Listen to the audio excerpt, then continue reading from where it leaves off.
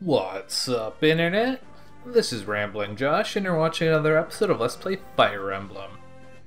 Today we have Chapter 4, In Occupation's Shadow.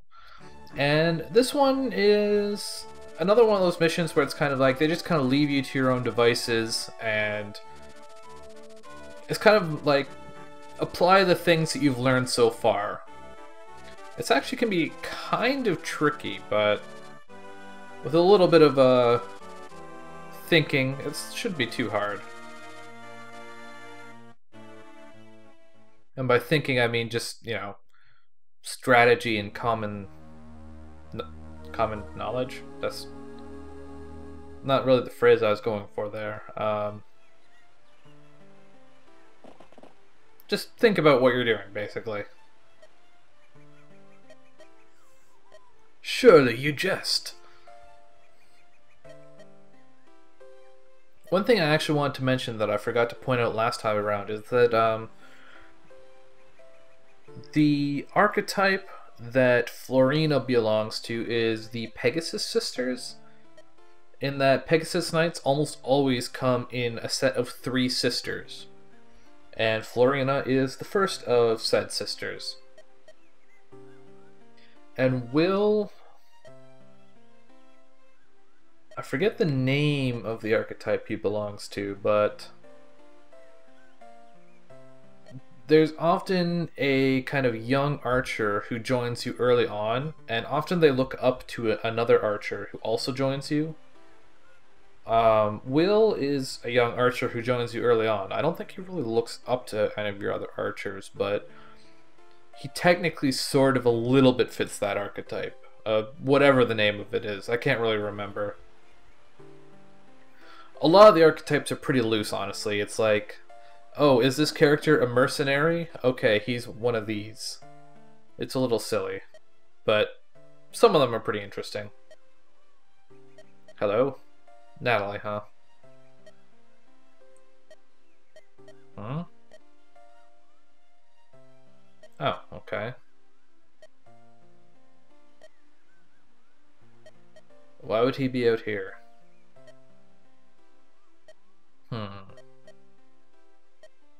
Well, that's not good. Dorcas? What kind of name is Dorcas?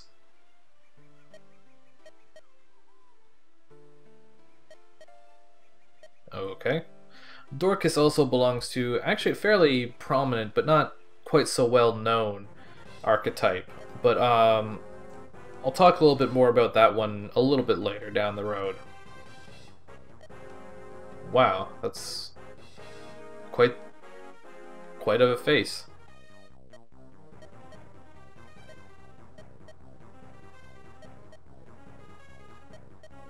I'm pretty sure no one would mind if you attacked at night.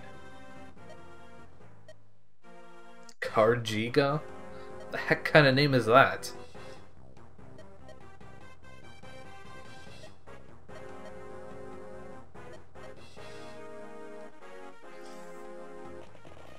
That's a lot of dudes.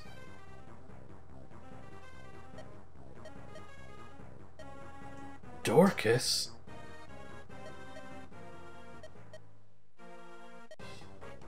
Doesn't say much, does he?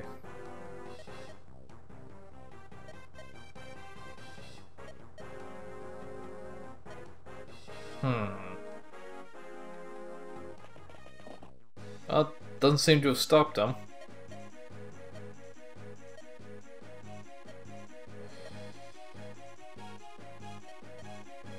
Well, it is a fairly defensible location. Hold out until they tire and leave. That's an excellent strategy. So this is basically, it's just a new kind of victory objective. That's the word. So you have to survive for 7 turns, basically. And there is a boss here who technically you can kill. And in fact, it's not impossible to just kill everything. But even if you were to kill all of the enemies, you still have to wait until the end of the 7th turn to technically win. So, let's see here. And this mission is actually very useful if you do use Will, so it's one of the big pluses to if you do choose to use him, because you can use him to shoot over the walls. I don't want to go over there. I mean, I do, but I don't want to go all the way over there. Well, whatever. So, if you use Will, I guess you can't really shoot over these ones, but basically, we don't really have much choice but to use all of our characters, or at least most of them for this mission, just because... Actually, let's put Sane up here. And he does have an iron sword equipped. Basically, because like we just have there's a lot of enemies, and we have a fairly small amount of area, and we can't really do much other than just make it through this mission and try and maximize how much we use Lynn and Sane. And Florina's not really going to be all that useful in this one. Usually Florina's usefulness is kind of flying out and taking out weak enemies and utilizing her mobility, but considering we're so overwhelmed and there's not a whole lot of room to move around in... Can I not? Can I not just use end turn? That's weird.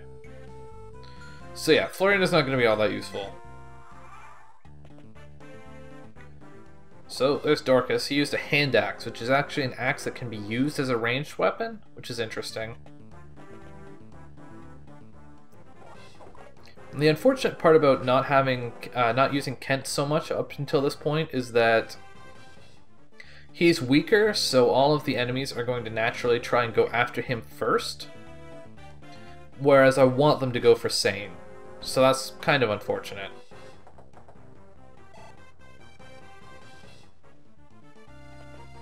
I'm just gonna kind of pile up out there.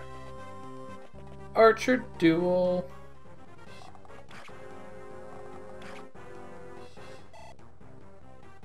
And you want Will on the western wall. Yeah. I don't want to select Lynn now, though. But anyways, sometimes you can talk to enemies. It's usually pretty obvious which ones you can talk to. And typically they will join your party.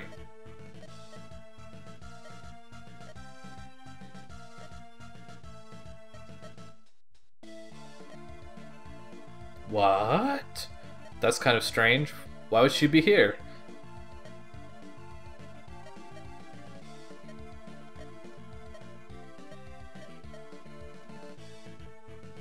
Really?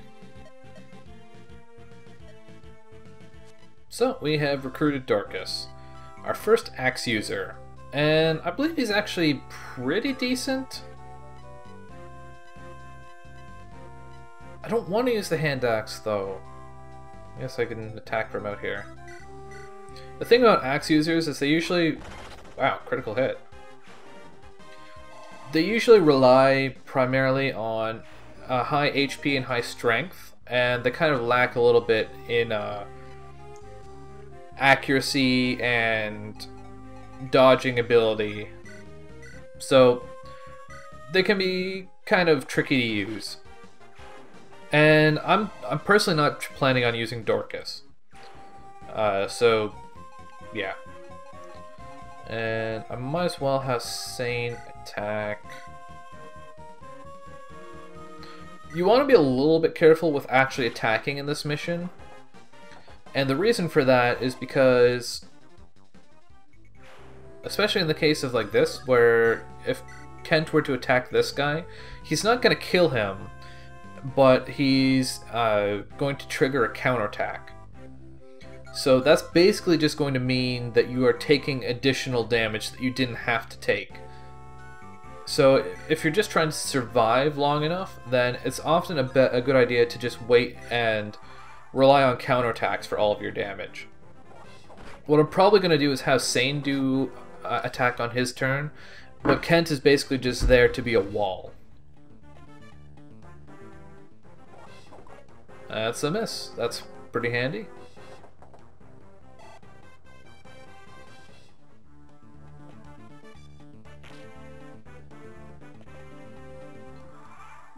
Now, here is, I don't know if you noticed that, but we actually, the enemies actually got reinforcements here, which is another new thing in this mission. It's not really all that, like, complex a thing, but it's basically, you know, the enemies got reinforcements. That's a thing that happens. So I might as well try and start killing these guys on the other side of the wall with Will here, because we don't really have a good way to protect that wall.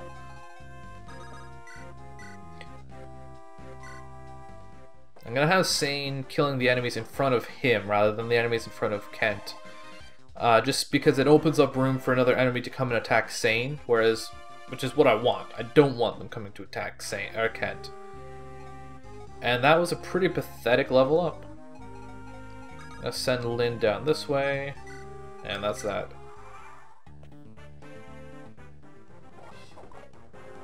No, I guess it's not a bad thing that he died, but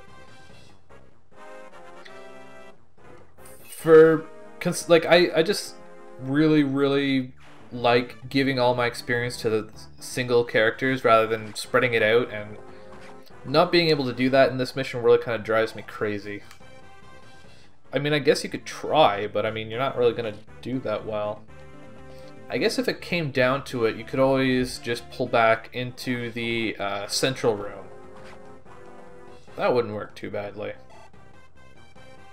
At least then there's only one defensible point, or one point that you have to defend anyways. So Florina take... Ooh. Mercenaries tend to be faster than bandits. It's kind of strange that Florina's doesn't have the ability to double attack this guy. I guess actually in that regard I could explain how double attacking actually works. So first off, every weapon has a weight. This Slim Lance has a weight of 4. And every character, as I mentioned previously, has a constitution. Florina has a constitution of 4. And your constitution and weight interact, the way they interact is if the weight of your weapon exceeds your constitution, then you take a penalty to your attack speed. So if we look at Sane, actually that's a bad example. If we look at Lynn, she has a constitution of 5, and her... Okay, can't really demonstrate with that either. How about Bartry? Or not Bartry, Dorcas. 14, okay... Okay, so none of these guys are taking any penalties from their weapons. So, I can't really demonstrate that now, but... So, let's say I was using a weapon that had a weight of 10. Say this Iron Lance had a weight of 10. Using it would give you an attack speed penalty of 1 with a constitution of 9. So that would reduce your attack speed by 1. And what that does is when you're attacking someone, let's say Kent, or Sane rather, attacking this bandit, if we look at Sane's speed, he has a speed of 7, and this bandit has a speed of 5. Now, if you take your weapon's speed penalty and apply that to your speed, so in the case of our example with Kent here, in our hypothetical example, if the Iron Lance weighed 10 and he had a constitution of 9, that would reduce his attack speed by 1. So he would effectively have 7 speed. Now for comparing that to the bandit, who has 5 speed, that's a difference of 2. Now the reason that's important is because if you have more than 4 speed more than them, then you attack twice. So this bandit has 5 speed, so if we had 10 attack speed, we would be able to attack him twice. So Lynn, she has 12 speed, and none of her weapons have weights that exceed her constitution. So she's not going to be taking any attack speed penalties. She would be able to attack this guy twice. Hopefully that made some sense. I'll try to give a better example when I have a better example to give, but that is how double attacking works. It's basically your speed minus your attack speed penalty compared to your opponent's attack speed, or your opponent's speed minus their attack speed penalty. And if either character has an advantage of more than 4, then they attack twice. These enemies have a lot of constitution too. Anyways, let's have Dorcas talk to Natalie. Hello?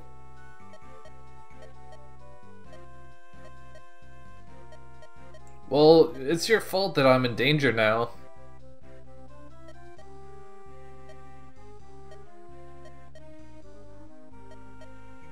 Alright. Now, what I want to do here is I'm actually going to move Kent over to this side and have Lynn take his place, because I actually do want to kill stuff with Lynn.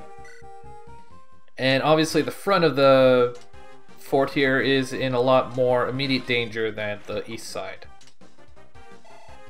The only danger with this is that Lynn, if you get unlucky, this can be kind of bad for Lynn, because she has a way of killing stuff like straight up, like in a single engagement, and if an enemy runs up to her and attacks her and she kills it in that single round, that means that another enemy can walk right up to her again in the same round of combat.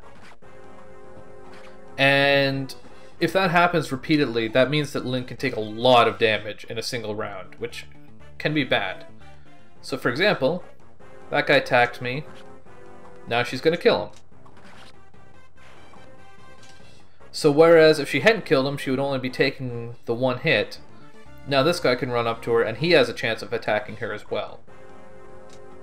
So you're basically at the mercy of the random number generator here, which can be pretty unfortunate, but Lynn is fast enough that she has a high dodge chance, so it's usually going to play out in her favor. Now, Florina is in a little bit of a bind here. She's got facing off against 2 enemies, but neither of them can really do all that much damage to her, so she's okay.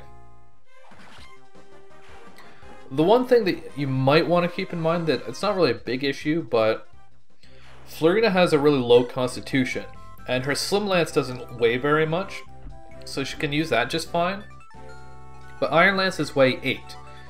They're twice as heavy as the Slim Lance, and so if Florina, after her Slim Lance breaks, if she's forced to use a normal Iron Lance, she actually takes a 4 attack speed penalty, like I was saying earlier. So that could be pretty... 4 is actually a pretty big penalty, so that's something that you need to be wary of. So taking out the guys on the side here. Just to be safe, I think I'll send Dorcas over here. And also just to be safe, I think I will use a Vulnerary here on Lynn.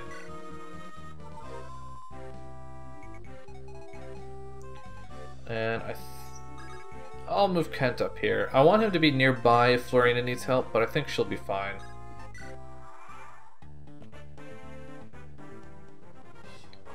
I'm actually a little surprised that these guys are only doing 2 damage to Florina. I don't... like, she doesn't have that much defense. And... I mean, I know the sword mercenaries don't do all that much damage, but I would think they would do a little more than that.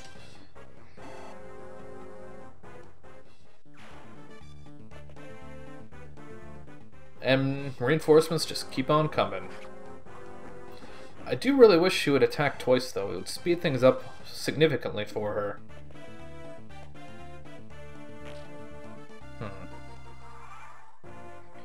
And the camera kind of whipping around there a little bit at the end was just more reinforcements spawning. It's a little hard to see them coming if you have the battle speed set to fast in the options menu here. Game speed. One thing also that I want to point out is if we look at these bandits, they actually have a C proficiency in swords, which is kind of weird because they never use anything other than axes. But for some reason, the reinforcement bandits in the bottom left corner here all have a C in swords. It's just strange. Not a big deal, it's just strange. So what I'm going to do here now is kill this bandit. That's kind of weird because Their name is Bandit, but their class is Mercenary.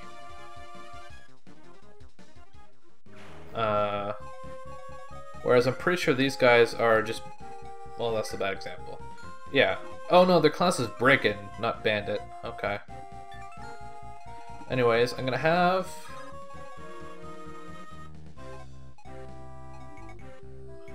Kent sit here. The idea is I'm hoping to try and reduce the number of mercenaries that can attack Florina in a single turn.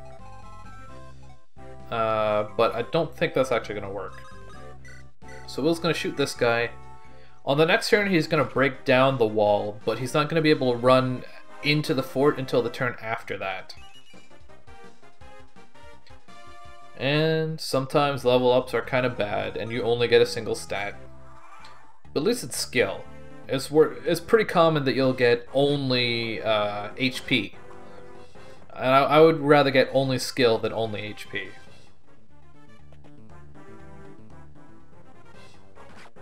So, Florina's getting quite low on health now, but this mission is almost over. So, there isn't any real reason why she should be in any real danger. That was an unfortunate hit. But I don't think... Yeah, the other bandit went already, so... should be fine in that regard. Last turn. Florina is going to kill this guy.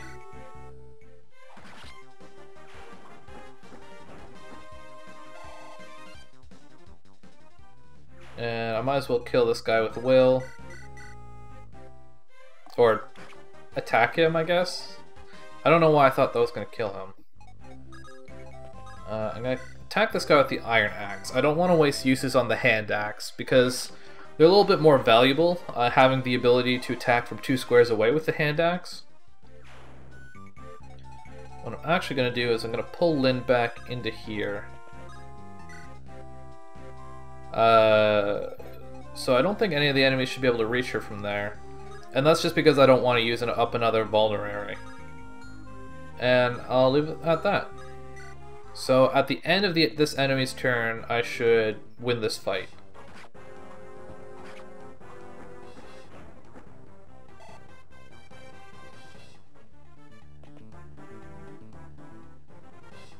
Finally, Florina decides to dodge an attack. It's kind of weird that it took her that long, because she, for one, she has the weapon triangle advantage, but for another, like, usually speed and dodging stuff is like her specialty.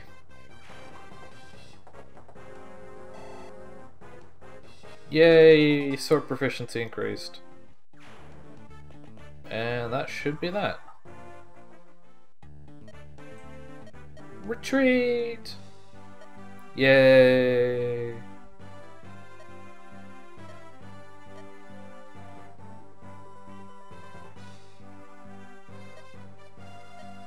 Huh? When did that happen? I guess it's better than joining a band of bandits. Nah, a band of bandits. I mean, if you say so. Like, I'm not actually gonna use you for anything, but you're free to come along, I guess.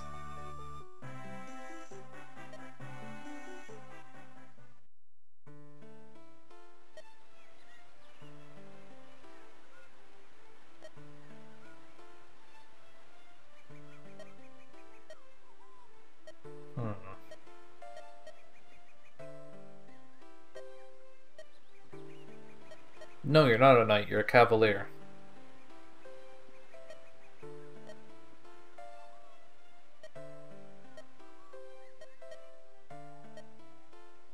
I can't imagine why. But anyways, that's about it for today on Let's Play Fire Emblem. Catch you later.